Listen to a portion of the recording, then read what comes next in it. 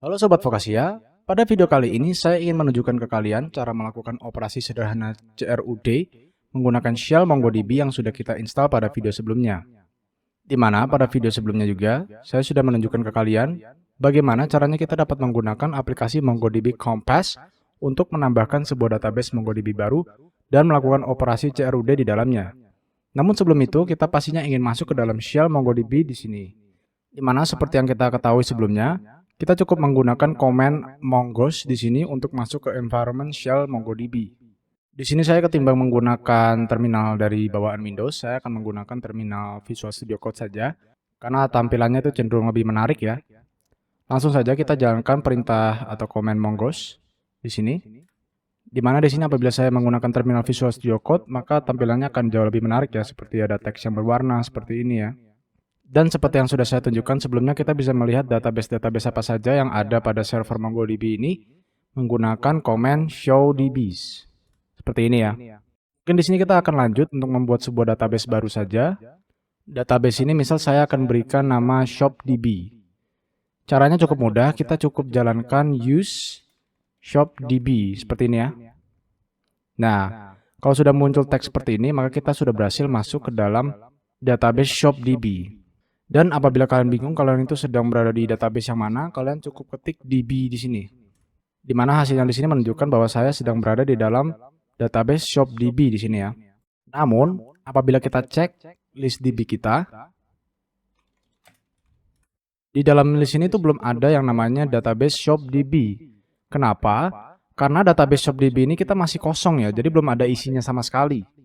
Nah, untuk mengisi database shopdb ini kita hanya perlu menjalankan sebuah command untuk memasukkan sebuah data ke dalam database ini ya. Sekarang, di sini saya sudah membuka sebuah dokumentasi MongoDB mengenai operasi CRUD ya, yang menjelaskan bagaimana caranya kita bisa melakukan operasi CRUD ini ke dalam database MongoDB. Singkatnya, operasi CRUD ini adalah operasi yang bisa kita jalankan untuk create, read, update, dan delete sebuah data di dalam database kita. Di mana setiap kita ingin mempelajari sebuah database yang baru, pastinya kita harus memahami bagaimana caranya kita bisa melakukan operasi CRUD seperti ini ya. Baik itu database SQL ataupun database NoSQL. Lanjut saja kita pergi ke operasi pertama yang ingin kita pelajari, yaitu operasi create ya. Di mana di sini ada operasi create yang umumnya digunakan, yaitu insert one dan insert many. Yang dimana sebelum kita mendefinisikan fungsinya di sini pada komennya, kita ingin mendefinisikan collection ya. Sederhananya, collection adalah tempat yang dapat menampung data-data kita di dalam database MongoDB ini. Di mana apabila kalian sudah familiar dengan SQL, collection itu anggap saja seperti sebuah table ya. Dan pada MongoDB ini kita tidak perlu membuat sebuah table atau collection secara manual ya.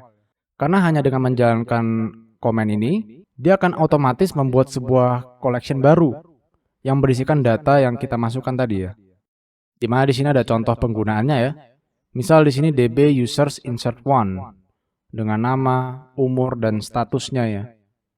Dan apabila kalau kita cek di dalam terminal di sini, kita bisa menjalankan perintah show collections untuk melihat collection apa saja yang berada di dalam database shopdb ini. Untuk sekarang kan belum ada apa-apa ya, karena kita belum mengisinya dengan collection atau data apapun di dalam database ini. Langsung saja kita jalankan sebuah command untuk menambahkan data baru. Misal di sini saya ingin menambahkan sebuah collection yang bernama product, di mana di dalam collection products di sini saya ingin menambahkan sebuah data baru ya. Caranya adalah dengan menggunakan fungsi tadi insert one. Lalu kurung buka dan kurung tutup. Di dalamnya di sini kita tambahkan kurung kurawal juga. Di mana di dalam kurung kurawal sini kita akan menambahkan datanya itu dalam bentuk format objek atau JSON ya. Jadi ada property dan ada value-nya. Misal properti pertama yang ingin saya definisikan itu adalah underscore ID seperti ini. Misal saya berikan 1. Lalu properti selanjutnya name. Misal di sini saya berikan namanya pulpen. Selanjutnya ada properti price atau harga, yang akan saya berikan 1.20 seperti ini.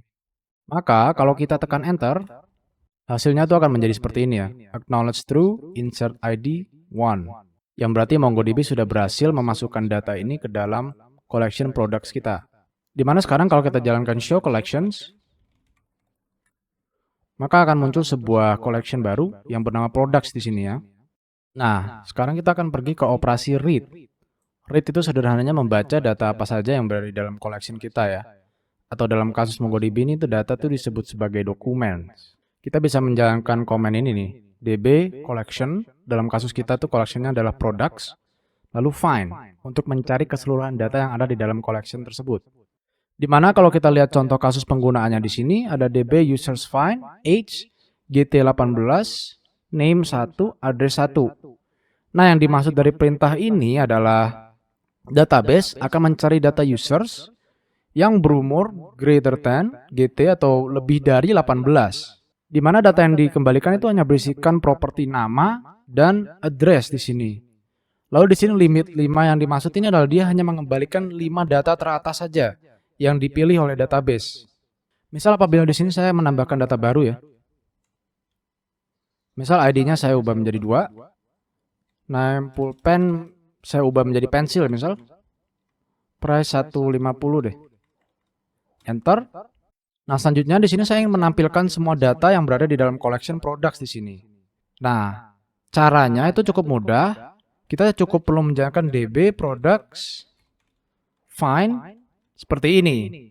Di mana dia tuh akan mengembalikan sebuah array yang berisi data-data kita yang sudah kita masukkan tadi ya dalam bentuk objek ya. Di mana di sini kita juga bisa mendefinisikan limitnya. Misal db products find limit 1. Maka dia hanya mengembalikan data 1 teratas di sini ya. Jadi sebenarnya query criteria dan projection ini tuh opsional ya. Kalian bisa tidak menggunakannya untuk mencari keseluruhan data di dalam collection ini. Namun apabila kalian ingin mencari data yang lebih spesifik, kalian bisa mengikuti cara-cara seperti ini ya. Nah, selain menggunakan find di sini, kita juga bisa menggunakan fungsi yang namanya find one. Jadi kita hanya ingin mencari satu data saja yang memenuhi kriteria yang ingin kita tambahkan. Misal kriterianya itu underscore ID-nya itu bernilai 2. Seperti ini. Nah, maka dia hanya akan mengembalikan sebuah data yang memiliki ID 2. Nah, selanjutnya kita ingin pergi ke operasi update di sini. Nah, di mana di dalam sini ada banyak sekali fungsi ya yang bisa kita gunakan untuk melakukan update. Di mana di sini ada update one, update many, lalu ada replace one juga. Di mana di bawah sini ada contoh penggunaannya ya untuk fungsi update many di sini. Di mana fungsi ini tuh menjalankan sebuah perintah untuk mengeset semua data users yang berumur di bawah 18 tahun ini statusnya itu ke reject.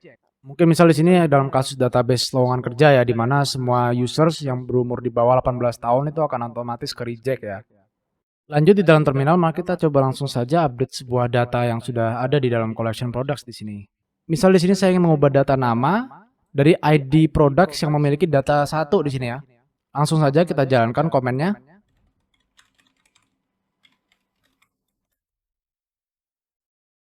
Di mana di dalam sini tuh dia menerima 2 parameter ya. Yang pertama itu query filter dan yang kedua ada properti yang kita ingin ubah datanya ya. Berarti di parameter pertama ini saya ingin database ini mencari data produk yang ber-ID 1 di sini. Lalu di parameter kedua saya ingin set data yang ber-ID 1 tadi dengan nama